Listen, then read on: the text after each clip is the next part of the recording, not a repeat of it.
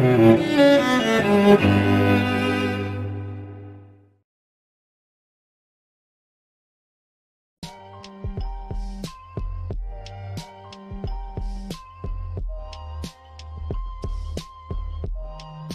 going to bring him on immediately.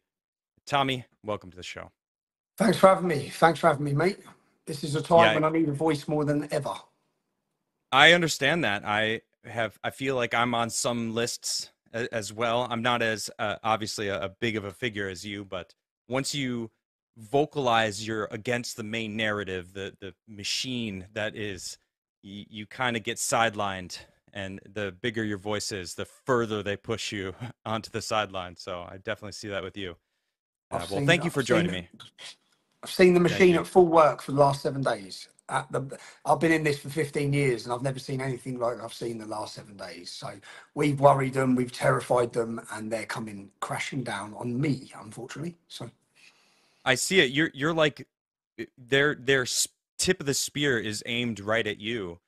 And I mean, I see a lot of similarities between Trump and you. I've been a huge Trump supporter for a couple years now, and it was because I witnessed the way the media was reporting on him, and then I would listen to him and I would see the things that he was doing, and I'm like, well, this doesn't make any sense. And it kind of opened up my eyes to the way the media was being used as a propaganda piece. And all I see when I'm watching your story, the more I look into you, I've been following you for a couple years now, so I've been seeing your battles, and it's wild what I'm seeing nowadays. So let's just start it off, and in your own words, I just want your perspective. What is going on in England for those who don't really know what is happening out there? You're now seeing a rebellion by the British, who have been trodden down, beaten down, silenced, had their country taken from them, in front of their own eyes, and then told to shut up whilst it happens. Had the safety of their mothers, their daughters, their sisters taken from them. Our country's been flooded. The demographics have changed so quick, so fast. It's been flooded with hostile, aggressive migrants who we're paying to house. They're now flooding the hotels. They're in all the hotels up and down the country. They're leaving those hotels and raping English women in many towns across the country. We've got 40,000 Muslims on a terror watch list. We've got 3,000 of them monitored 24 hours a day, 7 days a week. We have a two-tier policing system where the police can't deal with crimes from the Islamic community and simply don't. What you're seeing now is the development of 20 to 30 years of oppression by a government and silencing by a government. No one feeling free to say how they feel, and anyone who does speak up is just slammed down and silenced with the racist tag and targeted by their own government. So you're seeing now what could be described as an explosion of that. But what happened it happened in a 7-day period. That's what went on. In 7 days, so since October 7th starting, we had Hamas take over our capital city every week. We had pro-Palestinian, pro-Hamas, I mean literally pro-Hamas. We had prescribed terrorist organisations, leaders, they're now prescribed, standing up, calling for Muslim armies, for jihad. We had imams calling for jihad, flags of Hezbollah, flags of Hamas, flags of ISIS, all of this every week. And many laws being broken in front of the entire British public watching it online, and the police enforced no laws against them. The police literally let them do it. Not just that, they climbed up our war memorials every week and desecrated them. They burned our flags. So the country's watching this play out and getting angrier and angrier. And then on November 26th, these mobs of pro-jihadists said they were going to target our most sacred day, which is Armistice Day, where we remember our armed forces, for a 2-minute silence. And because the British public, because we'd watched the inability by the police to deal with these criminals, we decided, I made a call for British patriots to come down and defend our memorials to prevent these jihadists desecrating them. And when we turned up that day, bearing in mind we'd watched since October the 7th, these Muslims and jihadists have free run of our capital. When we turned up and tried to get to our war memorial, we were met by riot police with their coshes out, who beat lots of English ex-armed forces and patriots. So that bubbling of the two-tier policing system, in fact, the word two-tier policing become part of British vocabulary every day since that point. Our Home Secretary, Suella Braverman, brought it up. She lost her job. She was our Home Secretary. She said the Metropolitan Police Force is enforcing two-tier policing. Why are they not arresting the criminals? Why are they not arresting people with swastikas? Why are they not arresting people for calling for gassing the Jews? But then they come down and get all heavy-handed with patriots. So that was the first development, and it was that first demonstration that I organised. I then received legal notification that they were looking at the legalities of prosecuting me for a film that I'd made 3 years prior. I made a film called Silenced. It's currently my pinned tweet. It's currently had 39 million views in 8 or 9 days. And it's a film that I was banned from showing. So I was banned from showing it 3 years ago, but 2 years ago it was leaked online and it was leaked in America. I didn't hear nothing from the police. I organised my first rally in years where we bring thousands. And prior to this rally, the police had, no, after this rally, so we brought thousands. After this rally, there was an anti-Semitism march. It was the biggest gathering of people against anti-Semitism. I went down to report on it. As soon as I got there, the police come in, and this video went viral everywhere. The police come in the cafe and said, "You need to leave London." So what do you mean I need to leave London? They said, "Your presence here may cause some members of the public, i.e. the Muslim community, alarm and distress." I said, "My presence might cause them alarm and distress." I'm not being funny, but the presence of Hamas in our capital city has caused our whole country alarm and distress every week. We're sick to death of seeing it.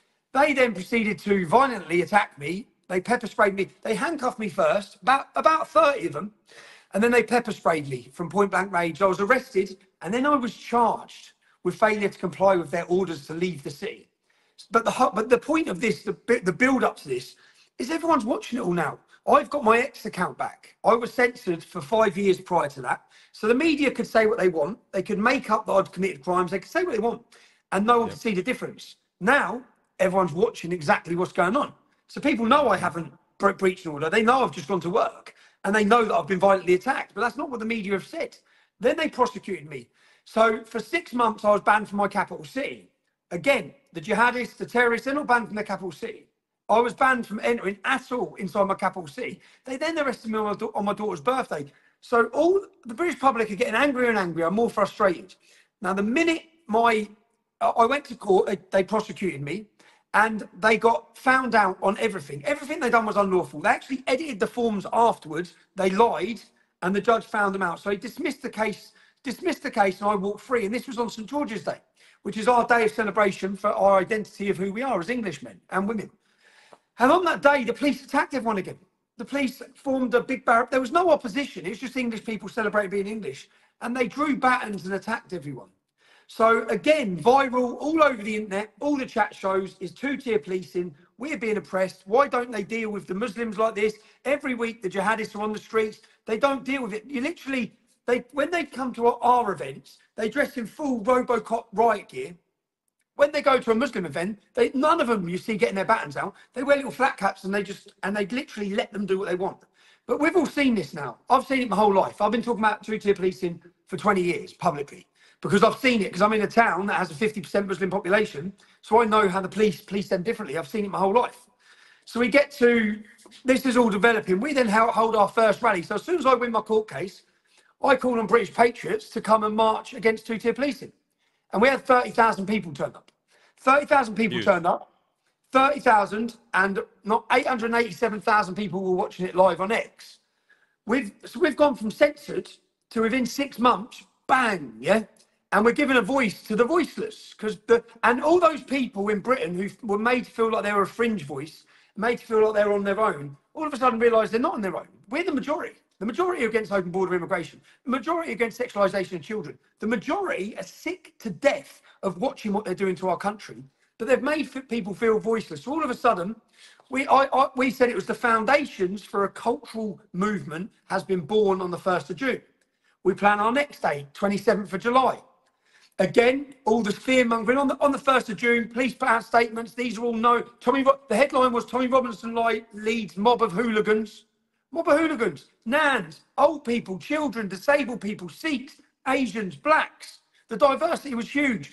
And again, they're digging their own grave because 1 million people are watching live. They saw our event. They know it was peaceful. Then they see the media headlines. So this resentment has been growing and the hiding of all the rape gangs in the process for 20 years. Muslim gangs have raped their way through our country and the police have allowed it to happen. There was conspiracy of silence from police leaders, religious leaders, to hide the fact and allow the gangs to carry on. I know that sounds insane.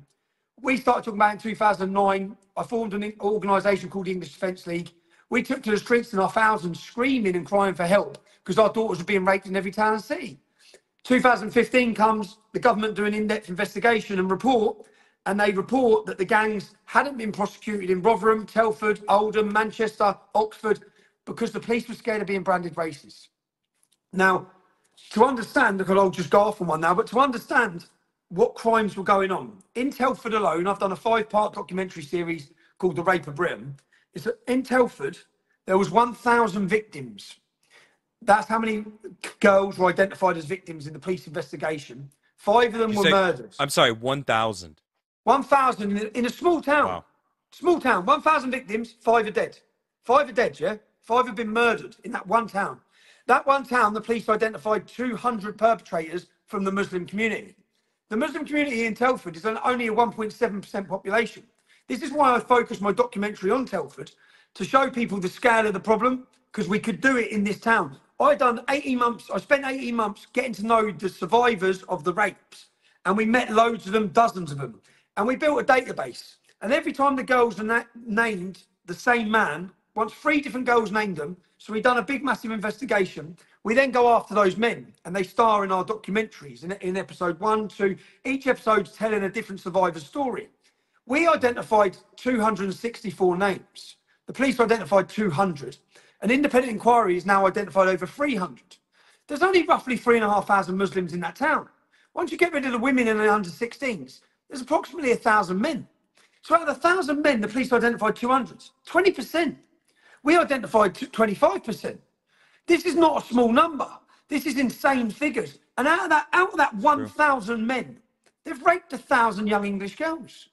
And but the worst thing about all of this, so your viewers understand what was going on, one little girl had a hot iron rod with the letter M heated up, and they scalded her bum on her bum cheek when she was 12 years old because she was the property of Mohammed. Another little girl had her tongue nailed to a table.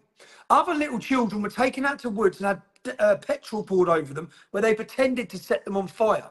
They tortured these girls. After raping them, they'd urinate on them. They'd spit on them. This wasn't sexual gratification. This was about taking the most vulnerable thing to us, the most cherished thing to us as English men, which is our daughters, and destroying them. And the whole time this was going on, the police done nothing. They've done nothing. This happened to my cousin when we was growing up, and the police literally just say she's a drug addict, because she was a drug addict at 14 years old, because they hook them on drugs. So the police weren't helping. But this is the darkest stain on British history, these crimes. And we now have 65 cities where the police have identified these gangs operating, but they're operating in every city with a Muslim community. They've raped their way through our nation, and we're supposed to celebrate diversity as it's happening. And if you complain about it, when I first started talking about it, I was called a fearmonger, a liar. No one believed us. And then worse, you're supporting them with your taxes also. We're paying. You're paying for them. Bro, 2 dads got together in Rotherham. Rotherham has 1,400 victims. That's the numbers. That was in a 16-year period, 1,400 victims in Rotherham. Wow. Some are dead as well. Now, 2 dads got together. They went to the house where the Muslims are raping their daughters. There's about 8 Muslim men in there. 2 dads have come. Their 13-year-old girls are in the house. They start kicking off at the door to get their daughters back. The police turned up and arrested the dads.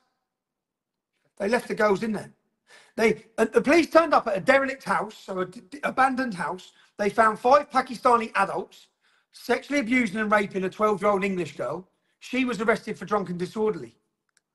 The girl was. The men weren't. This is all in the government study. This is all in the government study. I met one family. I met one father. His records show that he rang 999, that's your 911, the emergency services for protection against his daughter. He rang it 200 times. Police didn't do anything. They didn't help him. So literally, when I say the police were stood down, people say how powerful is political correctness. And fear is paralysing. And the fear of being branded racist paralysed our entire government and police force. In one town, if the police didn't do anything, you'd think, okay, they were bad. Every single town across our country. That's not. It's a conspiracy. You've all conspired together with the government and police not to allow a generation of our daughters to be raped at the altar of multiculturalism, because you don't want to. And so when someone like me comes along from Luton Town, working class, and I start getting people on the streets and highlighting this, obviously they have to shut us up, because if people know the reality, all of them have got dirty hands. And the reality is, this is the reality of open border immigration. You wish to tell us it's all great. Well, no, this is what happens with it. We've got a culture that, and an ideology that teaches its supremacy above us. It teaches hatred against us, non-integration, zero assimilation. We've got total Islamic ghettos and enclaves where you could walk down the street, you won't know where you are. You could be in Kabul. You have no idea. Half of these Muslims now they don't even meet non-Muslims in these areas. I went to England for the first time last fall in September, and I landed. I got off the plane. I took a train, and I didn't hear English for the first hour and a half that I was there. The only I didn't hear English. Was you in London? Yeah, it was London. Yeah. Yeah, get out of London. London's not England anymore. London is not England anymore. I think English people are 30% in London, 33% white English people. Wow. And that's happened in 50 years. So if you want to, and that's a blueprint for the rest of the country. So what's happening now is, as I said, we went from 30,000 on the 27th of July, we held 100,000 people. That is the biggest patriotic gathering in England's history of patriots in one place. 100,000 people. Amazing. And we've done it totally peacefully. So all these now, the narrative they're trying to spin now. So we had 100,000 people. We had a celebration of our culture, our identity, but we also sent a message to the establishment. A message is, this is David versus Goliath, and David's ready to fight. David has been beaten down for so long, and there's more of us than are of you. And we are now getting ourselves organised, because we've been asleep. People talk about the British lion, that it's been sleeping. We've awoken it now, and I can sense, I have the benefit, I've been involved in this for so many years, that when I used to walk down the street, I'd get certain reactions, some people on side, some people disliking me, a love and hate relationship with the public. Now, everyone loves us, everyone's on our side. So I can see the public have awoken. I think that all the lies they were told about us after COVID, after vaccines, after lockdowns, it was all right when we were getting censored, but then it was doctors, nurses, scientists. People are realising the media and the government's agenda. And they're now seeing, because I grew up in Luton, I saw it. But many people didn't. Many people lived in affluent areas that aren't affected by Islam. So they just didn't understand what we're talking about. Now with the use of social media being so prevalent and everyone having their phones in their hands, they're watching and understanding. So the British public are ready to listen. 100,000 turned up. We had, again, I think it was 800,000 watching online. We held a massive successful event. And since that day, the next morning, I drove to the border. I was arrested and detained under the Terrorism Act. Under Article 7 of the Terrorism Act. What they say, and Article 7 reads about preparation and instigation for the preparation of acts of terrorism. And the officer said, we know you're not doing that, but these guidelines give us the opportunity. You give us your phone, you have to give us your phone, and you do not have a right to remain silent. And I'm like, wow. What? They said, so we're now going to interview you for 6 hours. If you don't answer the questions, you break the law, the Terrorism Act. You will be prosecuted and charged under the Terrorism Act. I'm like, their first question was, what do you think of the UK? And I said, it's a tyrannical shithole. And they said, well, why did you say that? I said, I haven't committed a crime. You're holding me under the Terrorism Act. You're holding me under, and the questions you're now asking me, they asked me about, they actually said to me, how do you envisage you're going to stop the Great Replacement? I was like, why do you have a problem with Palestine having a state? This is what they're asking me under terrorism. And also prying into my legal and political movement of what I do. And I'm a journalist. So I then point out to them, as a journalist, my sources of information, you can't have them. You are corrupt. In every one of these grooming gang scandals in our country, in Rotherham, police got rid of the evidence. We exposed in our 5-part series the senior police officer was taking money from the Pakistani rape gangs. So you've got corrupt, it's insane. You've got corrupt officers in every town and city. Girls have been in danger, some have been killed. The girls turn to us because they don't trust you.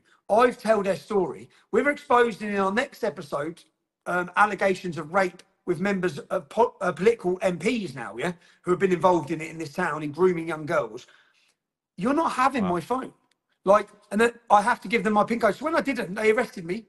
and then they brought me to the police station to be charged under the Terrorism Act. And so this is the problem. Under terrorism, and it's the same as the Patriots Act, under terrorism, they bring in these new laws, which that we're going to deal with it. But then they use them against us. And then they take your civil liberties. And then they infringe on your rights. And it's like, I haven't committed a crime. And this was straight after 100,000 people. Now, after this, just so that you understand it, you're looking at the country burn. In the 7-day period of us having this event, totally peaceful, a migrant got off a motorbike outside an army barracks, and as a soldier wearing full uniform come out, he ran over and he stabbed him and butchered him and butchered him. Now, as he's butchering him, this didn't even really make our news. This wasn't a headline news story. It wasn't even at the top of the news. It was a small little news thing, and everyone's talking, saying the soldier's just been attacked in what we believe to be a terrorist attack.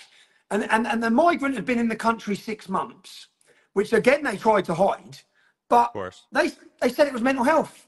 So they tell us it's mental health. Everyone's looking, thinking, well, he's a migrant. He's been in 6 months. He weren't that mental, because he specifically drove to an army barracks and waited for a soldier. He didn't stab the woman that walked down the road before. He didn't stab the wife of the soldier when she came out of her house. He just targeted the man in uniform, which is exactly what Lee Rigby's killers done when they beheaded him in London. They beheaded Lee Rigby in London, and when they'd done it, they left everyone else because they said they're at war with the British Army and British government. So it sounded very similar. We get told it's mental health. And the problem is with that, and why I don't trust them or believe them, in 2016, Google this, anyone watching this, Google this. Put in Russell Square attack. Russell Square in London. So a Muslim goes into his mosque in the morning and he says he wants to kill non-Muslims. Rather than ring the police, they said a prayer for him. They prayed for him. He left the mosque. He left the Muslim area, so he's not that mental. He didn't stab any Muslims.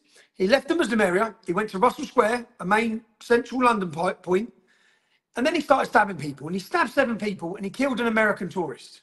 And in between each one of these, he screamed Allah Akbar. Now, we were told it was mental health. That's not registered as a terrorist attack in the UK. That case, there's another case where a Muslim beheads an 88-year-old woman in a garden in London, screaming Allah Akbar, mental health. So they're lying. They're continually lying. So this is building up. Then we see Harefields. I don't know if you watched this in Leeds. So we've seen the police letting the jihadis do what they want. We've had them attack the Patriots each time and literally bat and charge everybody with horses and dogs. We've seen that. And then there's under child protection, if someone, if there's bad parents or a child, so for example, in this household, there were Romanian gypsies and the baby got a fractured skull and they took it to hospital, but the parents weren't home. So that's neglect for the child. They've left him in danger with other little brothers and sisters. So they come in and they take the children until they can investigate. So they take the children. There have been repeated problems with these children and threats or risks to the children. They take the children. The Muslim community, which is where it is, and the Romanians attack the police, burn buses, burn police cars. The images that were shown to the whole country was the police running away. They didn't get their riot gear. They didn't get their dogs or horses. They literally legged it. They're running down the street, just running off. And then they left. They didn't come back. So as the Muslims are then burning everything, and then some English woman comes out of her house the next day, as all the gangs are coming out again, and she goes up to them saying, "Just leave it. I've got to live here." The police come over and arrested her. They didn't arrest the gangs. So this is just to give you the backstory for the viewers to understand why Britain's now burning. That happens. Soldier gets attacked. We're gaslit. We're told it's mental health. Then 2 Muslims are arrested at Manchester Airport. Don't know if you saw the video. One of them's thrown on the floor. Police officer kicks him in the head. That night, it looked bad. The video doesn't look good for the police. But that night, thousands of Muslims took to the streets. They attacked Rochdale Police Station. Not one single police officer come out. They literally hid inside. They didn't come out and deal with the aggression. No arrests were made. Again, they literally hid inside. The Muslims were allowed to do what they wanted. Then the Muslims come out on TV saying that night and demanding that their 2 brothers are released from the police cells. The police released them. The police let them go. And no one knows what's happened prior to this event of getting kicked in the head. Then we're told there's insufficient evidence to charge him. I saw a video of him actually attacking the police officer from behind. The same dude who got kicked. That video comes out after the police let them go, saying there's no evidence. So the police let them go. Of course. They give in to the threats, let them go. Then that video comes out. So then all the British public around the country, we're all watching the video going, he just battered 3 police officers and he's been let go because they're threatening to riot. So the message sent from the when the Romanians were rioting as well, this is all in the same week. As the Romanians and Muslims are rioting in Leeds, in Harefield, the Romanians come out and make a statement to the police after 2 days because they've still got the kids, the police have. They say, if you don't release the kids by tonight, people will talk about the riots that are happening tonight for 100 years. You better give the kids back. I knew as soon as they said that, they're going to give the kids back. They give the kids straight back. So the British public are watching thinking, well, it's violence. You listen to violence. You listen to mob rule. You don't go by law. Those 2 Muslims who attacked those police officers still haven't been prosecuted. Now, we'll get on to what happens next. And all this is going on. And then you've got the incident of the girls at a Taylor Swift music dance thing, 7, 8 years old. And you've got us really... I spoke to one of the uncles. This lad, he's 17 years old. He's gone in there where all the little girls are. The first girl we got was this bloke I spoke to's niece. He grabs her by his hair. He stabs her through the face. He then stabs her, takes her bicep off. So he's ruined her face. He stabs her again 3 times, drops her, thinks she's dead. Goes on to the next one. Bang. He butchers an entire class of little 7-year-old, 8-year-old, 9-year-old, innocent, most beautiful, innocent little children. Stabs 2 adults as well. And he murders 3 of them. Now, to understand the upset within the community, I spoke to that uncle. So his niece has been done. And on the other side, his goddaughter's dead. Stabbed her 7 times. So in this one little, and it's a tough area, Southport. It's a working class, tough man's area. Yeah. So an English area. They're furious. They're broken-hearted. The whole community is out. So that night, they're all out. And as they're all out for a vigil, another Arab with a balaclava and knife is arrested round the corner. See? And word spreads. Word spreads. They've come to do it again. And the police didn't give the name of the gentleman that's gone in and stabbed the kids. The police said they're managing the situation, yeah? So and within an hour, they said it wasn't terrorist related. How could they know that? How could they possibly know that within an hour? They've done no investigation. They're not even questioned him. We know that. They don't question you straight away. He's probably in the hospital. Everyone's been stabbed. It wasn't terrorism. So everyone feels like they're lying. There's no one, unfortunately now, we can't trust the media or the police or the politicians. You've continually lied, whether it be about COVID, vaccines, everything. You lie about everything. Whether it be about Iraq, Afghanistan, whether it be about Ukraine, you lie. You're lying to us all. So people don't trust them. So when this happens, an Arab turns up, balaclava, knife, the men have gone mental. And they've surged at the police. The police, of course, then, they haven't run away. They've got batons out and they're fighting with the English men. The English men, and there's a mosque at the end of the road. And all these clashes have taken place. Now, at this time, I've nothing to do with it at all. Nothing at all to do with it. The people are shouting, save our kids, save our kids. The British public are furious at everything that's gone on up till this point, at being called racist. So. Yeah, rightfully so. And rightfully so, because they're flooding our country. Our children aren't safe. Our children are being raped up and down the country. And nothing's being happening. The government ain't taking any new measures. They just keep bringing more. The borders are still open. They're bringing more men in and they're putting them straight into our towns. And everyone's watching videos online every day of girls being harassed, migrants stabbing people, migrants committing crime, rape, everything, murder from these hotels. So people are furious. It's built up. All this goes on. And then they get to, and then that night, this is when I knew they're coming for me. That night, the police made a statement saying it's the English Defence League. Now, I led the English Defence League. I founded and started the English Defence League in 2009. It ended in 2015, 2014. It's been gone for a decade. There is no English Defence League. So when they said that, I thought, this was all local men. This wasn't an organised far-right mob. It was the community. Why are they saying it's the far right? And straight away it come out far right, far right, far right. I thought, well, what that does is it means the government don't have to deal with the problem. Because rather than accepting and telling the world the public are out and they're furious, they can blame it on the ideological group of far right. So they said, right. Tommy Robinson, and then they're all associating it with me. I leave the country. So when I got out from counter-terrorism, when I got released from that I got in my car because I had a holiday booked that I booked 18 months ago. From that first night of riots, when everyone was rioting, then other demonstrations started getting planned. Now, from the offset, and I've showed these videos, I went online straight away after that first night and said, stop committing violence, man. It doesn't help. Stop burning stuff. You're attacking innocent police officers. So my message has been exactly the same from the start. Now, you wouldn't know that because at the minute, I've been put as the face of the riots. It's been said by the media, politicians, police, that I have instigated and incited violence. There's not one single bit of evidence of that, but they've now painted the picture. After we were on the verge of a cultural revolution, 100,000 people, mass public support, in the last 7 days, they've built up this image. And then there was, what they don't explain is, there was a hotel in Hull was attacked by locals in Hull. So this triggered, across the country, people who have been angry in their towns and cities to come out on the streets. And in Hull, a migrant asylum seeker that we're paying for left that hotel and stabbed a pensioner to death while shouting, "This is for Palestine." Literally, terrorism is coming out of the hotel. And they don't talk about why they're rioting. The same then in Tamworth. There was a hotel attacked in Tamworth. Well, Mohammed from the hotel raped a local girl as she was walking home. People are furious in these towns and cities, but they don't want to discuss why they're angry. They just blamed the whole country, far right, far right, far right. And then it all got thrown on my lap. And that's what they've been doing. And I realised when they've mentioned the EDL, and then from that, I've watched as they've just continued every news piece. And then I'm away with my children. And then they get pictures of me in my sunbed. And then the headline of our national newspaper, the Daily Mail, that goes everywhere, says, "Stoking the flames of hate from his sunbed." And then they've landed, and do you know what they said was my controversial tweet that was stoking the flames of hate?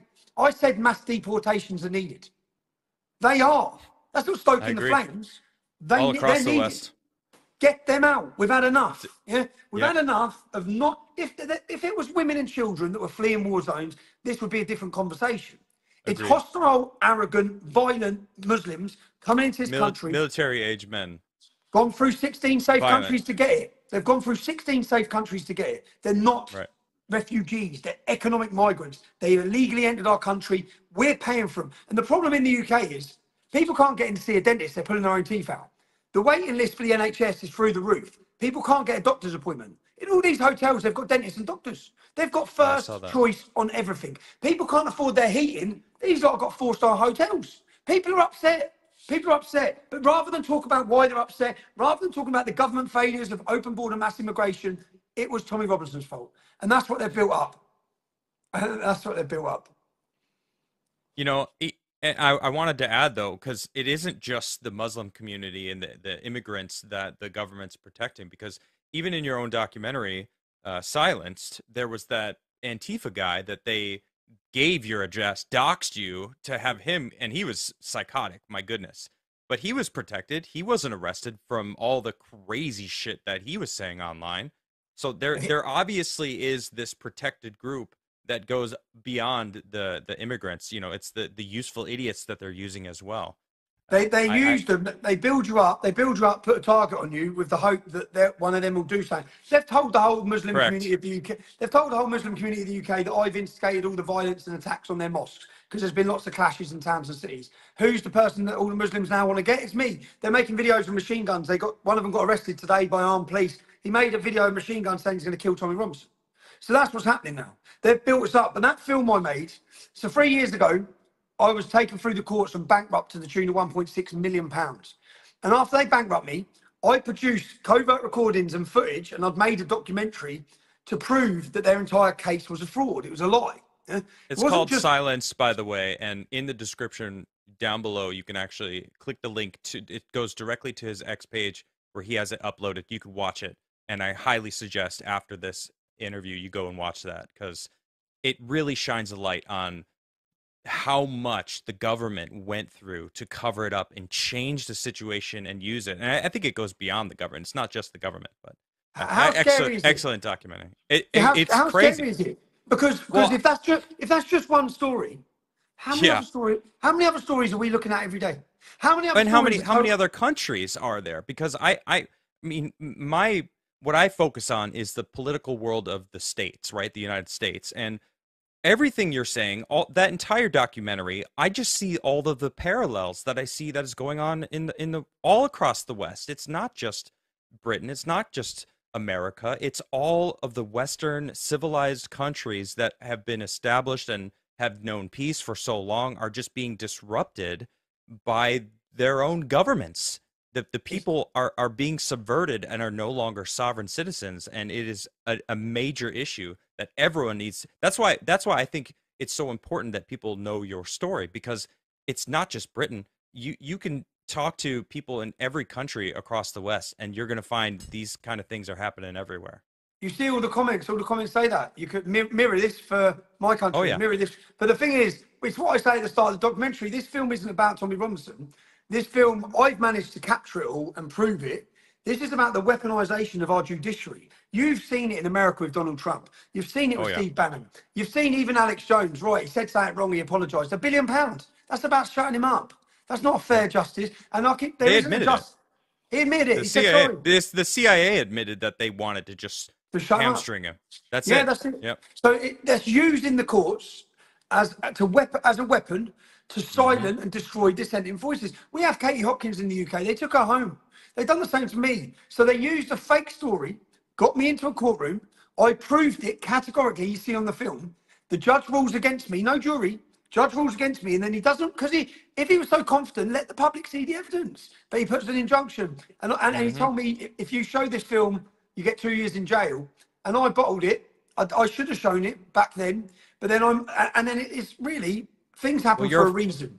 I mean, you're a father. I understand it. I mean, the weight of you having a conversation with your son actually at the end of that documentary, and you could tell how much weight on your shoulders, because you're fighting for the future for your kids.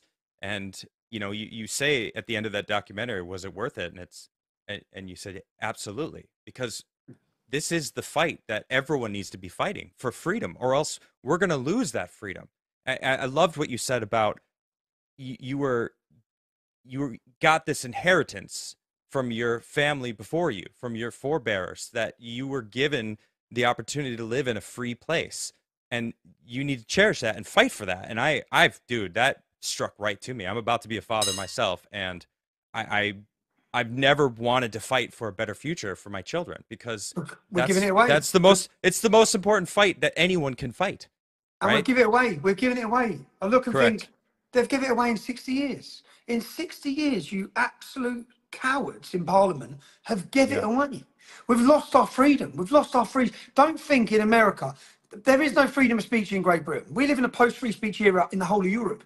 There's only one place in the world that still has free speech. It's the United States, because of your constitution. But don't think they're not coming for that. They have to get it. If they want control, they're coming. But the other thing is, do we really have free speech in America? If every platform that you discuss, YouTube, Facebook, Instagram, all the centers for debate are totally controlled, there is no free speech. Shout out to Elon Musk for buying Twitter and turning it into X, because it's a new world.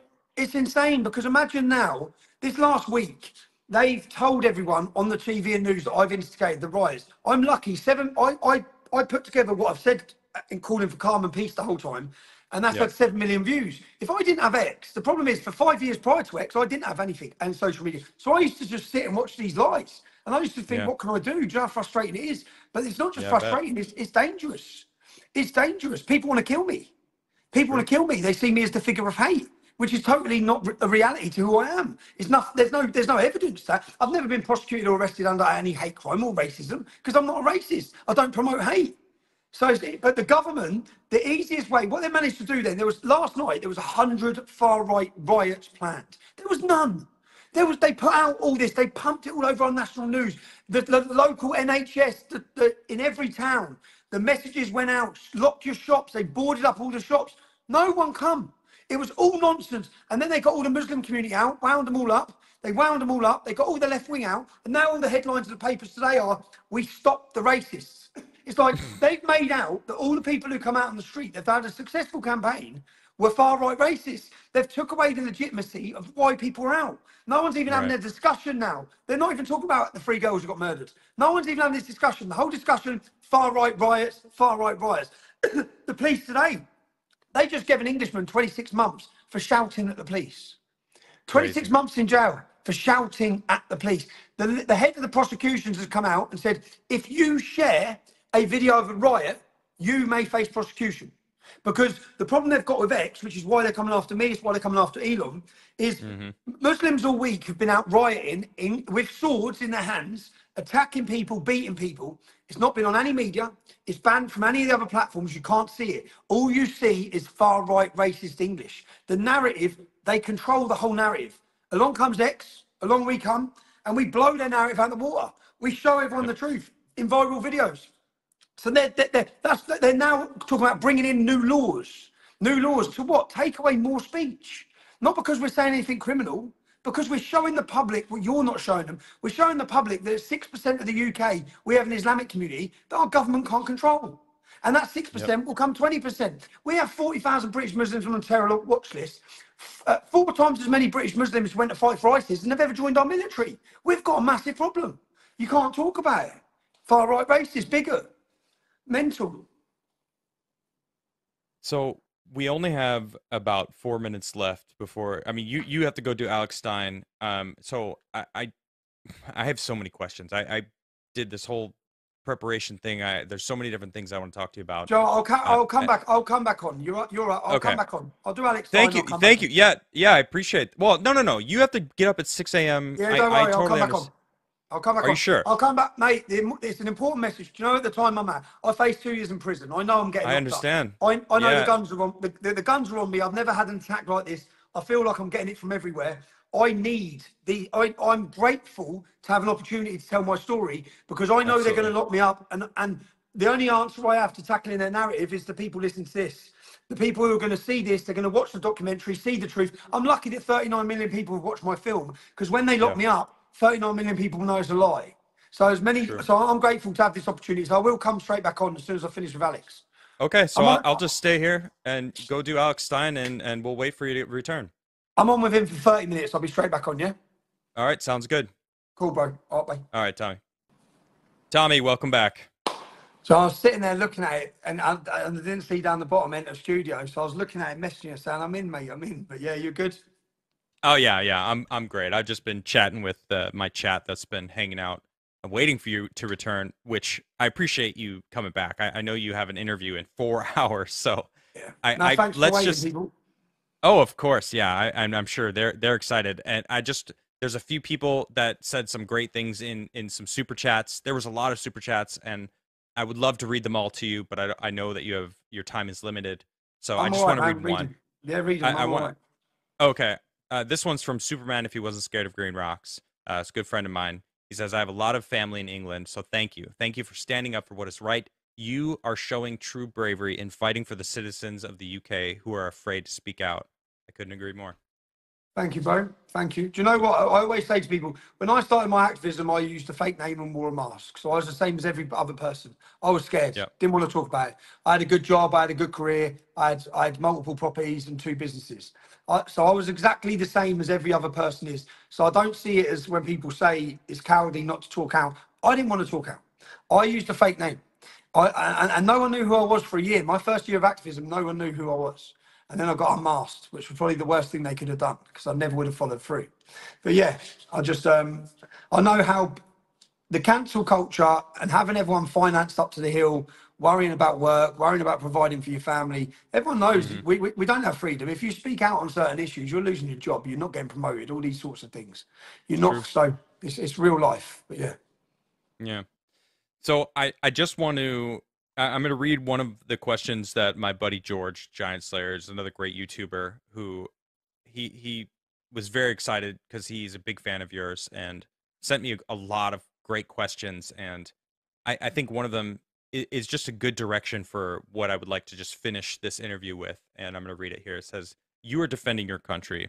And as in the UK, like many other Western nations right now, the home establishment sides against its citizen. can you win with just the people on your side, or do you need bigger names to come out in support, and do you want them? So 2 years ago, at our last event on 27th of July, where we had 100,000 people, the majority of people who shared that platform and stage with me would not have done 2 years ago.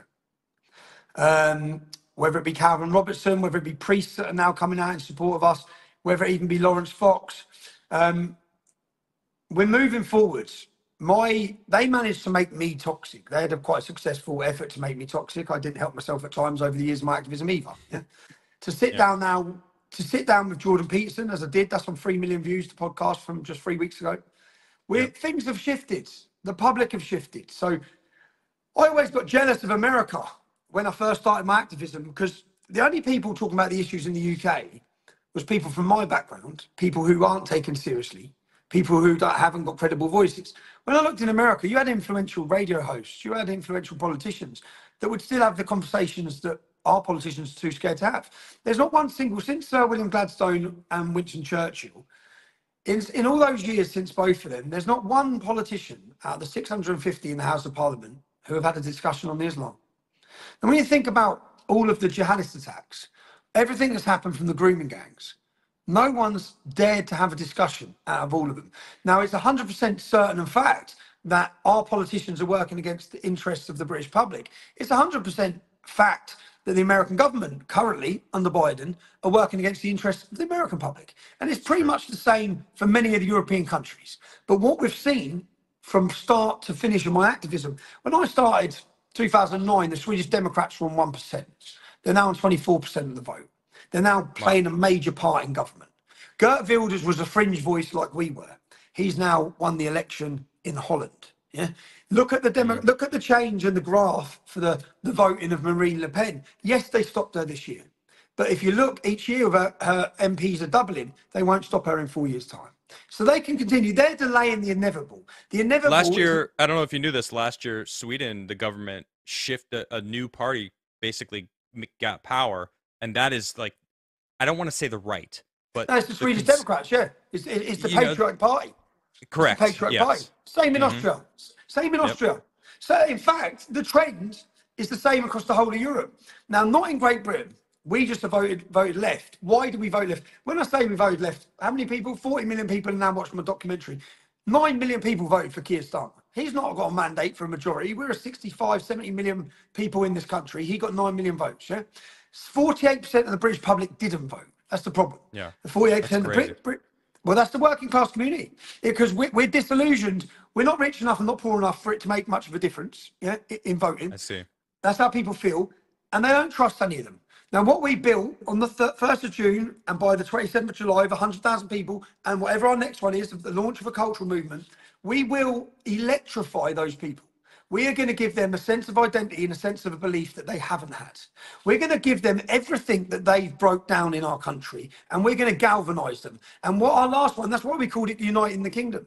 We united the kingdom. We united the faiths, the races. Yeah, we didn't unite the white people of the kingdom. We had massive diversity in our crowd, massive diversity. We want to unite everyone who is proud to be British, everyone who wants to protect this country. And that's, I think, why they really fear us, because they had a very good campaign against us to try and make us fringe. It hasn't worked. And it's quite funny, really, when I sit and think, you had the world's media.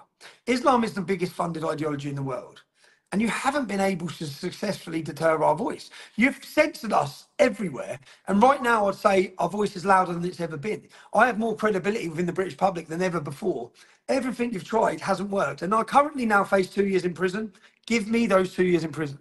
Because if you do give me 2 years in prison, you're going to awaken more people. You're going to galvanise our movement like nothing I could even ever think of. Yeah. So that choice to play the film that I made on 27th of July, I obviously bottled it 3 years before. It ate me up for 3 years. I knew I'd done the wrong thing. I knew what I should have done. And on that Saturday when I played the film, I played it to the public. Yes, I face 2 years in prison now, but probably said it before. I'm not on trial. The British judiciary is now on trial. The world, 40 million people over. By the time they get me to court, I'm not going quietly. By the time you get me there, that's going to be 60 million, hopefully 80 million. Hopefully Elon Musk shares in, it gets to 100 million. Hopefully it makes it that difficult for them to want to imprison me. They're in a difficult position, because if they do imprison me for long, They send a message to the public about freedom of speech, about freedom of the press, and expose their own tyrannical measures. So I'm scared to go to prison, but I have that much belief in my cause that for my cause, which I try to explain this to, for my cause, it's the best thing that they can do. For my cause. For our cause and our fight for freedom of speech and our fight for all of it, there's going to be a defining moment that sparks revolution in this country, because it's not going to disappear. We're not going to sit back. Something's going to happen. We've always looked and thought, we're not in control of what that moment's going to be. Who knows what the moment's going to be?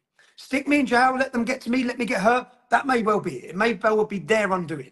I keep thinking each time when they lodged the charges, I thought, are you stupid? Because what's it done? What's it done? 40 million people have seen it. Like, it's going to be 80 million. Like, it's not me that looks bad here. Yeah, I'm going to go. If I go to prison, it's going to be bad, but I'm going to come out of jail, and I'm going to come out of jail with my head held high, and I'm going to come out and I'm going to continue my work. And more people, my voice will be louder. My credibility will be better. So whatever they think they're doing, it's not going to work. Well, you said it right there just a second ago. You're going to energize that group that hasn't voted, right? You're going to give them an identity, a sense of pride or trust in something that they believe in. Community. Yeah, community. Great word. Exactly. And that's exactly why they're actually coming after you. But the more they come after you, the more that it energizes that group. Yeah. It's kind of they're fucked, man. And I'm here for it. I'm so happy about it. Yeah. I'm probably fucked. Well, I am fucked. I'm sitting here watching all this talk of terrorism, all this talk of me instigating riots. I'm sitting there thinking, I'm fucked here. Yeah, I'm fucked. Yeah. I know they're coming for me, but they're gonna fuck themselves. Like, they can't win. They can't win. There's no way out. And it's not like when they're coming for me, it's like, what, you don't think I made the calculated decision to play the film? You don't think I fought through every process of where this goes? I know where it goes. I made the decision to still play the film. So it's like, you keep threatening me. They sent a warning letter to my solicitor.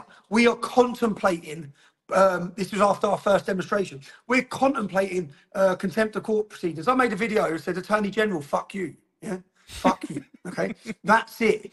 Do it.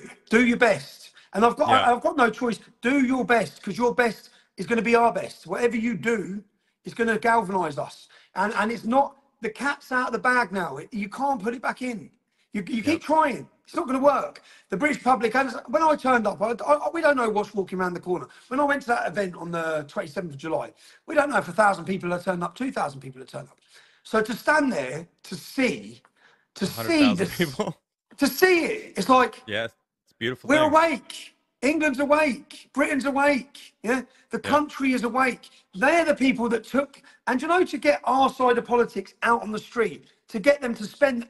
Remember, it's a lot of money to get to London for people at this time, on a day out like that, to get hotels, and to see all of them come in under one unified banner of one community. And what we said with this cultural movement, it's like yourself, if we can bring all these people together, we brought Katie Hopkins with Lawrence Fox, with Carl Benjamin, all these people together. She's got 1 million followers, he's got 800,000 followers, he's got 600,000, Mayor Tusi, influential, reaching different demographics. We brought some YouTubers, some TikTokers. If we can combine all these people, and we had meetings after meetings, this was terrified them. So in the meetings, we sat down and we said, right, we want everyone to feel part of this movement. Like this, I don't want this to be a Tommy Robinson movement. This is a movement. I'm not the head of it, but we need everyone to feel. So we sat down and said, right, you write down, when we go to a meeting, and we got, what's his name? Oh, well, when everyone comes to the meeting, Jordan Peterson comes. When we get everyone to the meeting, we want everyone to bring their input of the 10 important points for them to save Great Britain, to protect, defend our culture. And we had a brainstorming for a whole day where we wrote some down. Is it a Christian culture? Is it a Judeo-Christian culture? What are we fighting for? What's the most important points? So we went through them all, and we're making this public, which is why they're coming for us.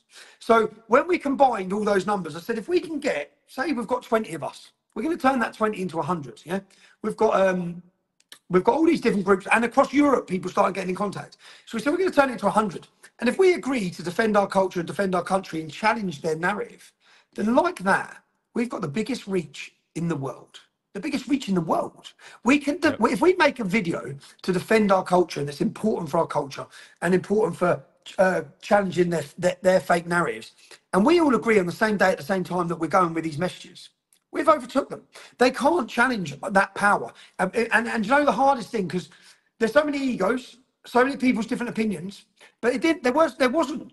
I brought all of these people together. We all sat round tables, all different backgrounds, and said we need. And the reason that's brought those people together is our country's under attack. Our culture's disappearing. We have to fight for it. We have to. And it's like you were saying, you're about to become a father. I always say, if someone's going to fight, I'll fight. I don't want my son to fight. I tell him now, he's 15 years old, he's panicked, he's worried, he's looking at all this. He said, Dad, do you think they're going to kill you? I had a message from him today, said, Dad, do you think they're going to kill you? He shouldn't have to be having these thoughts. But I say the same to him. If someone's going to battle them, I want to battle them. And if someone's going to have to battle them, because if not, you're going to be a slave.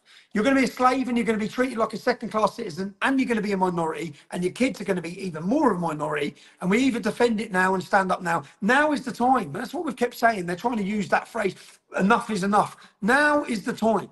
We have to do it now. And that galvanising the people is what's terrified them. And the way we done it peacefully, don't get me wrong, out of the 100,000 people, we had some of the toughest men in Britain there. We had cage fighting champions, we had football groups from all across the UK who all come, and we sent the same message. The riots you've seen going on is a lack of leadership. It's a rudderless ship. When we brought everyone together, we told our men, influential men, if anyone steps out of line, put them back in line. Yeah? If any English men start trying to smash stuff up, and we told the police, you lot stay away, we will deal with this. So if anyone comes wearing balaclavas, we'll sort them out. We'll go up to them and take their balaclava off. It then stops the opportunity of infiltrators, of instigators, government infiltrators. Because if 10 men would have turned up with little rucksacks on wearing masks, the rest of the crowd would have turned on them. The English men would have turned on them. Get them off now, get that mask off, pull your face mask down and behave yourself. Don't drink too much. And we were successful, and that would have again terrified them. Because we had total control. At the same time, they know if people would have wanted to kick off, they could have kicked off. They could have desecrated London. We don't want to kick off. It's our country. We want to protect it. We want the government to listen. We want the government to listen. And then if the government weren't listening, because they still weren't, and the media weren't, the rest of the world was. The rest of the world has had their eyes on Great Britain for the last 6 weeks. Yeah? And it will continue to. And I remember going to Ireland. I explained that in March I went to Ireland when all the public started taking to the streets. And I felt a bit beaten down at that point. I went to the Republic of Ireland. My mum's Irish. I went there and I made a documentary called Plantation 2, Rise of the Celts. I wore a hidden camera. I went into the towns and cities where the migrants had come. And I just walked up in the street and spoke to women. Just to say, how do you feel now in this town? What's changed? And every one of them said, I can't walk the streets. We're too scared. My daughter's scared. Someone got sexually assaulted. So I proved that, well, it's not my opinion. This is covert recording of women in all these towns and cities. And then when I said to the women, right, I'm a journalist, can I just get a camera out? No. So we don't actually need laws to prohibit freedom of speech, because the British public and the European public now self-censor through fear anyway. So they self-censor themselves, so you don't get the reality of how they're feeling. I made a documentary, and to be honest, I went there and it lit the fire in my heart again. It lit the fire in my belly watching them. And I thought, why are we looking at the Republic of Ireland for inspiration? I want the world to look at Britain for inspiration. I want the British spirit to be what leads Europeans to the streets and out of here with a plan. And that's what we're in the process of working on, which was a pledge. And we were just about to release our pledge before these riots, and which what we were working on before I'm now out of the UK, probably facing prosecution, prison, who knows what. But again, it only temporarily delays it. It doesn't stop it. We're not going to stop. Can you give us a little bit of what this pledge is? The pledge idea would be that we all agree to certain values against the sexualisation of children. Simple things that are very simple. You read it, it's not a Tommy Robinson pledge, it's a basic manifesto of a pledge that these 5 points anyone can agree on. And then we want to make it cool to be British. We want to make it celebrated to be British again. We want to make it trendy to be British. Not what they've done, which is make it a dirty thing to be British. People are ashamed to be British. So, and I was talking to world champion boxers, celebrities, singers, comedians. So when this pledge launches, it will launch like a wildfire, yeah? And it will be a wildfire of people saying, we will defend British culture.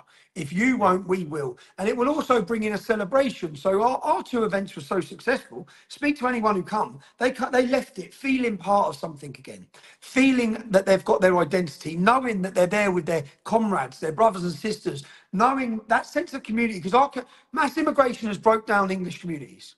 And the closing of the pubs has also broke it down. People are isolated, they're sitting at home, they're on the computers, they're not part of anything anymore. We want to give them that. That's what we want to give them. And we want to give them... media, sorry, I was just going to say, the media has done a really good job of vilifying being nationalistic, loving your nation, right? And I think that's happening in America as well. I mean, anywhere you look at it. And it's this like communist, globalist desire to destroy borders and have no more borders anywhere, and get rid of that identity that people have everywhere. It's happening in America, and everything I've heard from you is it's happening in Britain, and I see it in Sweden as well. I mean, it's this term, being a nationalist, is somehow bad, when, well, what is being a nationalist? It's loving your country and wanting your culture of the country to be maintained. Like, I don't see any issue with that. It's the way that they twist it and turn it into some racist, xenophobic thing. And that's bullshit. It's just them trying to propagandize their narrative. That's because if you grow up, and we've got this now in Britain, where the new generation are lost. They have no sense of identity. They're searching. Islam fills that void for a lot of them. Many of them are converting because Islam's a strong sense of identity. It gives them a belief system to follow. So they're lost. If you don't know who you are, you don't know your history, you don't know your identity, you're not going to fight for it. You're not going to fight for it. So that's part of the process of what they're doing. We have to, it's what we said, I said it on the 27th of July.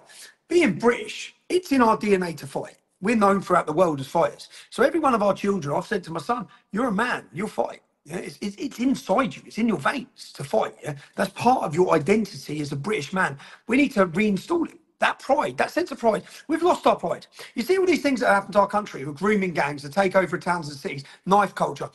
That's because we've lost pride in who we are. That wouldn't even have been allowed to happen if we were a proud nation, because we wouldn't have allowed it. But we've lost pride. So reinstalling that sense of identity and pride, and giving it an identity, which is what we've done on the 27th of July, it's not a racist identity. It's a celebration of everyone that's come to Great Britain. I asked a question which was very clear. I said, do you have to be white to be British, to the audience?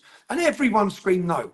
And then we got black British people up and asked them what it means. And it was a great bit of performance art, speaking, and his brother was spray painting the Union Jack. But for so many years, they've tried to alienate and tell the British public who we are. Now, thanks to social media, or thanks to having X again, we can tell the British public who we are. Elon Musk, there's a nod to you. Stay safe, because they're coming for you. I personally think that you giving me my platform may be the biggest danger to them, because it's why I was banned from London for 6 months. It's why they forcefully arrested me. It's why they've censored me, because I do have the ability to galvanise the British public. I do have the ability to bring them out on the streets like no one else can in the UK. And I will. And that's what I said, I will. I'm not going to stop. It's like, you can imprison me as soon as the minute I'm out of prison. I will do it. I will be straight back to work. And I saw people talk about politics. We're in need of a cultural movement, not a political movement. Okay, we need a cultural revolution. That's what we need, not a political movement. And if we change the culture, we'll change the politics. Politicians are weak, they're cowards. They shift like the wind. They'll go whichever way they see it going. When they see an explosion, not a physical explosion, but what they saw on Nigel Farage wasn't standing for the Reform Party. We held our event on June the 1st, 30,000 people, mass celebration. 2 days later, he wanted to ride the wave. Yeah? And he did ride the wave. He then stepped in, I'm going to lead Reform. Now, Reform got 4.5 million votes and got 5 MPs. The Liberal, this is the voting system of the UK. The Liberal Democrat Party got 3.5 million votes and they got 70 MPs. So our system, first past the post, we don't have proportional representation. Our system is manufactured for the major two parties, so they hand the baton over to each other and continually do that. Sounds familiar. And and Islamists, pro-jihadists got 5 MPs. So people got excited about Nigel Farage getting 5 MPs. Nigel Farage will never, ever have a discussion on Islam in Parliament. Never. Yeah? So we will have the discussion. It doesn't have to be in Parliament. It can be on here. We will educate the public, but we will also galvanise them and give them belief, and also educate them in the sense of, with this anti-migrant sentiment that's growing, it's important, and I've always done this. So, for example, when Lee Rigby got beheaded, we had a demonstration with 10,000 English Defence League supporters. The first thing I stood up and said is, there's 660 Muslims serving in the British Armed Forces. Those individual Muslims are doing more for the country than we are. Yeah, so we should recognise that. Also, if you attack a Muslim woman, walking down the street, you're an absolute fucking coward. Yeah, you're a moron. That is cowardly. It is honourable to oppose the Islamisation of Great Britain. I'd oppose it and still hold the door open for a woman wearing a full niqab. Yeah, so you can do this the right way, and to have leadership, and what you're seeing now the last week is no leadership. That is no leadership. I make my videos where they say I was instigating riots. My videos told the men, go and get those kids because they're young and show them leadership. Take their balaclavas off, take the cans of beer out of their hands and lead them. Don't allow this to happen, because those poor men who are angry, disenfranchised, neglected, forgotten, they've shown their anger by throwing a rock at Greg's bakery, are going to get 4 or 5 years. They're going to get 4 or 5 years. So I made all the appeals for calm. I was 25. When I was 25, I put a balaclava on and run through the streets with hundreds of young men when we started the English Defence League, because I was angry and I saw no other way, and we didn't have a voice. Well, we're 15, 16 years on. I'm a different man than I was then, and we've got a voice. Only thanks to X. As I said, we are reaching millions. We're reaching the public. We're awakening the masses.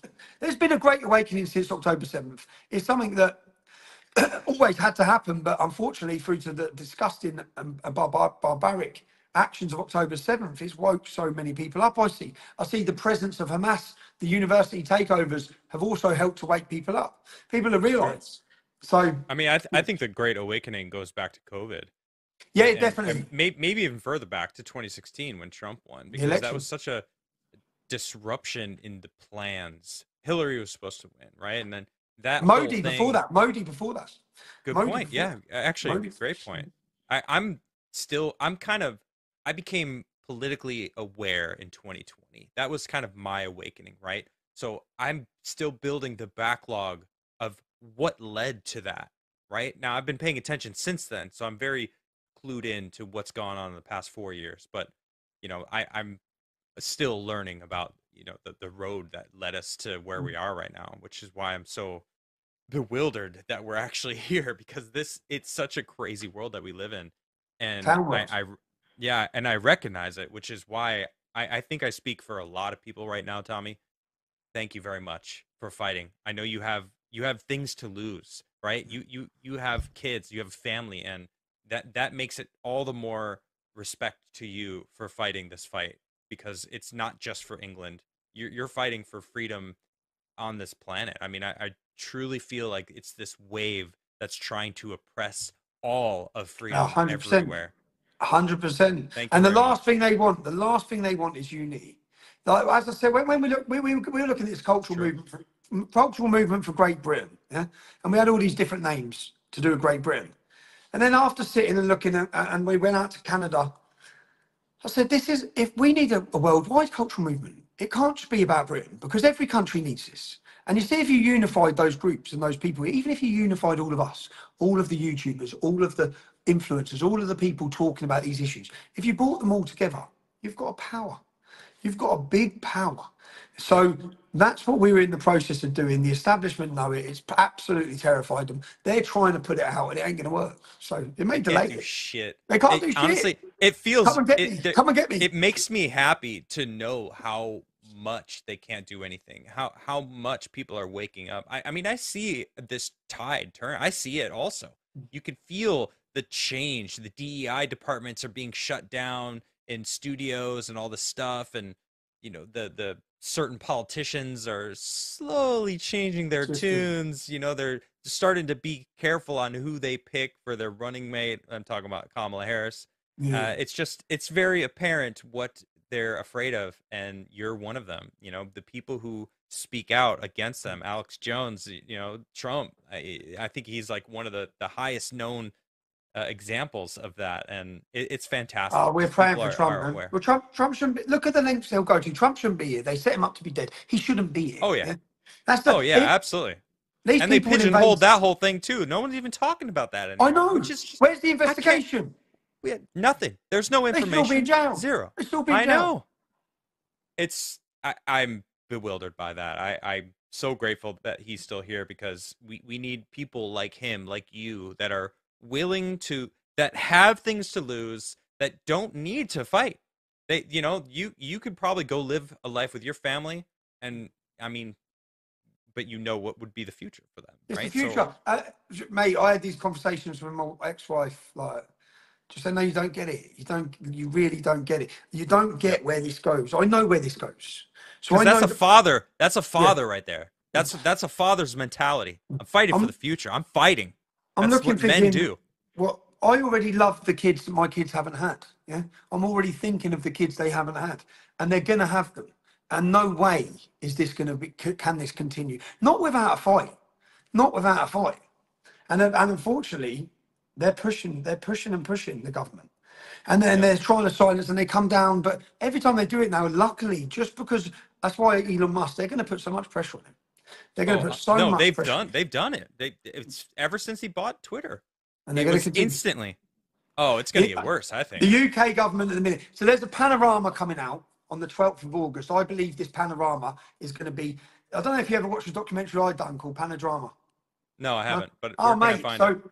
So Panorama, Google Tommy Robinson Panorama. It's Okay. unbelievable, yeah? So Panorama is the flagship investigative journalist piece for the BBC. It's their best, their most recognised and their most respected investigative journalists. They go in and they uncover the truth. Now, Sure. they were doing a documentary on me, yeah? They're doing a documentary on me, so I sent a girl undercover into them. What I got on undercover footage should have been world news. I got the head of Panorama creating sexual allegations against me, sitting there, saying, we'll clip that bit, we'll make this into a sexual thing against Tommy Robinson. I swear to God, Wow. I get that. I get him sitting someone down on covert recording and saying, what I want you to say about Tommy Robinson is this, this, and this. Do we have a deal? Yeah. So I get all these things. I'm scared because Panorama are about to destroy my life and credibility. Right. They're about to turn me into Harvey Weinstein. They then, they're trying to approach me. Their documentary's ready to go. They just need to question me about all these things. What they don't realise is I've had all these covert recordings. I've been working against them. So when they contact me for the meeting, say, right, oh no, I contact them. So I bring them up. I say, right, I need to see you tomorrow. It has to be here. I'm not coming to London. So I throw it on them last minute. So they say, okay. I say, right, 2 o'clock at this venue. So I go to the venue in the morning. I set up a screen on the wall behind me. I set cameras up everywhere so that it's ready. I leave my cameraman there. I go to my daughter's school assembly. I couldn't enjoy her school assembly because I'm panicking. I'm so rushing about what's coming next.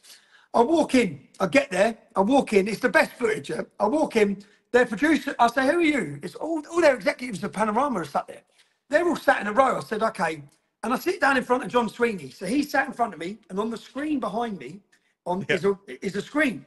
So I sit down and say, before we start this questions, I don't trust you, yeah, at all.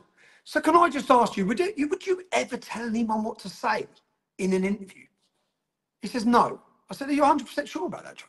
You definitely wouldn't tell anyone what to say because that wouldn't be journalism, would it? He said, no, I wouldn't. And I'll just say, press play.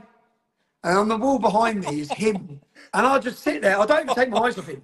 I don't even take my eyes off him. I'm just looking at him. Just like, and he's watching it. And then our cameras are looking at their producers.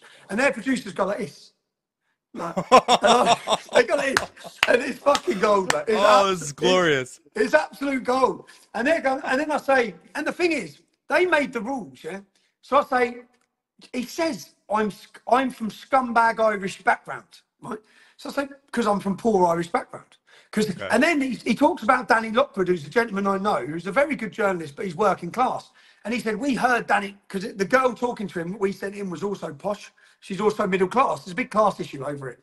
So he says, we heard that a working class man was in the green room. So we went down to see him as you would a Mongolian from the Amazon rainforest.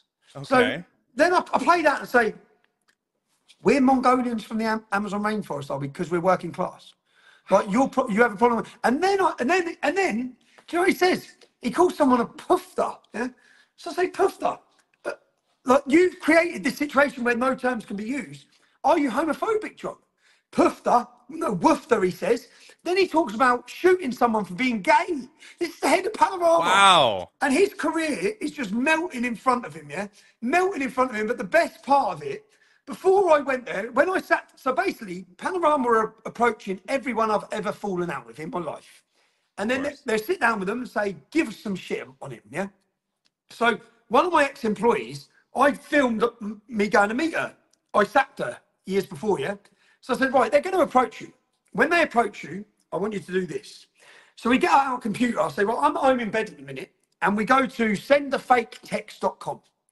So she goes on the website. I said, right, send yourself a fake text from me saying, I'm going to bury, if you talk to Panorama, I'm going to bury you, you bitch.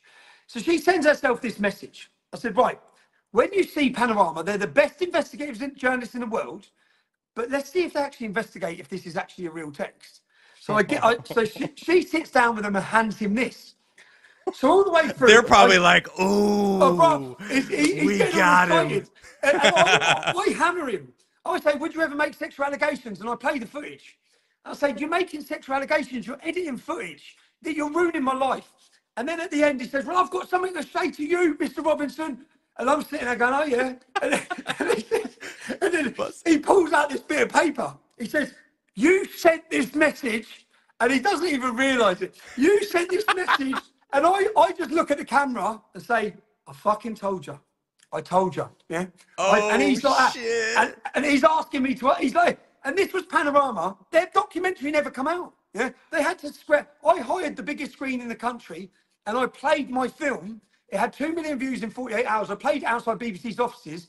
48 hours later, I was deleted from YouTube, deleted from Facebook, deleted from Instagram. In 48 hours. Why isn't it uploaded on X right now? But I have done before. So it has gone on X. No, I'll do. When I finish this, I'll repost it. It's fabulous. Immediately.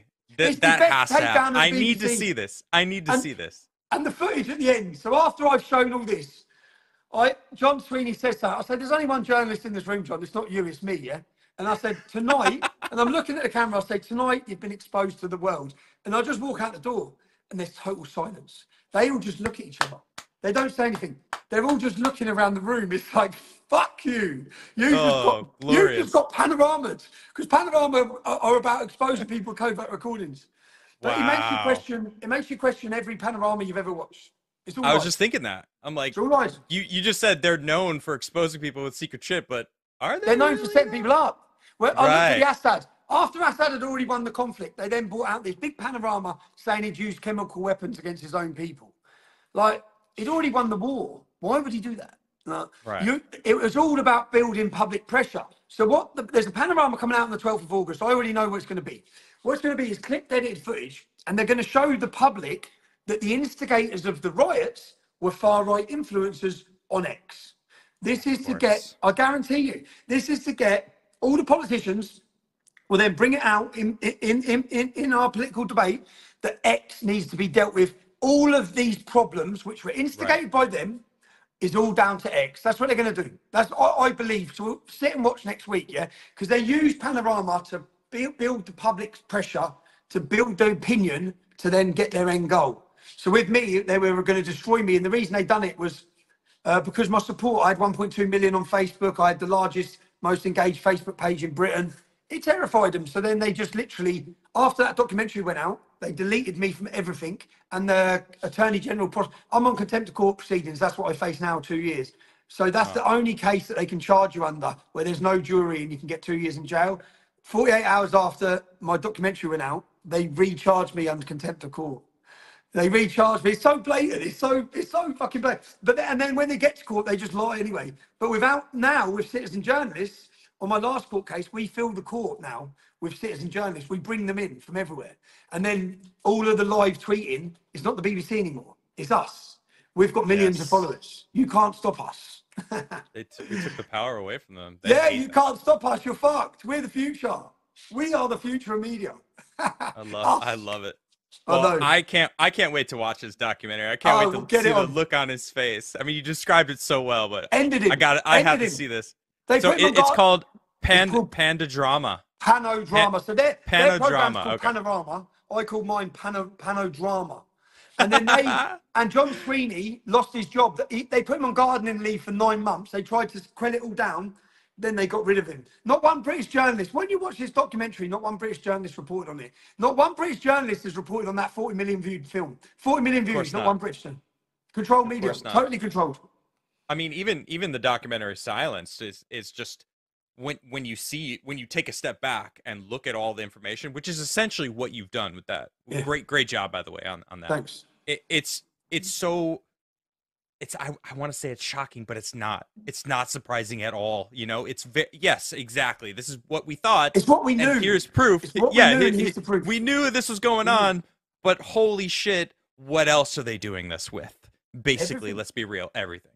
Everything. Yeah. And the thing is, if you get in the way of their narrative, it used to just be about me with Islam. It's not. You've seen that with COVID. You get in the way of the narrative. It might be transgenderism. It might be climate change. It might be ULEZ. They're their narratives. You mess with them, they're coming for you. And they're coming for you in any way possible. Freedom of speech, court cases, whatever it is. We think you've got freedom of speech. Yeah, you try exercising it against anything. You try. I don't know if you know. I have 13 strikes on YouTube, from medical misinformation, election misinformation. I got a couple for hate speech because I was speaking out against all of the things that I wasn't supposed to, you know. Have you built up a Rumble? Have you built up a Rumble? Oh, we're live on Rumble right now. I dual stream. I dual stream now. Yeah, okay. If YouTube shuts me down. We need to push everyone onto Rumble. Push everyone onto X. It's great. Shout out to Rumble. We're live on X as well. So shout out to the Xers as well. Yeah, shout out to X. When I got my X account back about 6 months ago, I said I'm going to take over X. I'm going to take over X because I deleted my life to concentrate on X. There we are, approaching 1 million followers, reached 1.5 billion people in 3 months. The government must be sitting there going, "We thought we got rid of this little prick." Yeah. Oh, they're still trying. All right. Well, look, you're yawning. You got to get up early. I got one more thing I want to ask you before you go. Cool. What is the best way people can support you? People want to help you. People want. They want to push your message. What do you say to the people that are trying to help you? What can they do? Share our content. We know everyone's got a role to play. I don't blame anyone who can't speak out because I know what it's like. You've got your mortgages, got your families, but there are other people speaking out. So not just myself. Anyone holding these sorts of platforms and these sorts of discussions need the support of the public. Get behind them and back them. Help them grow. Help any citizen journalist that you follow. Boost them and support them. Our company, the company I work for, Urban Scoop, they support me in everything with legal battles. So they have a support thing. It's helptommy.com. I've got some big legal trials coming up now, but I'm going to go head on into them. I've got the one at the High Court. I've got this counter-terrorism case. It's going nowhere. It can't go anywhere. So, yeah, hopefully we win. But our work, to support our work, is most important. I get the praise. So when you watch these documentaries, I get the praise. Behind that, there's a team. There's a team of people who have to remain invisible, but help me with my work every day. Every day, even running my social media, I have a team.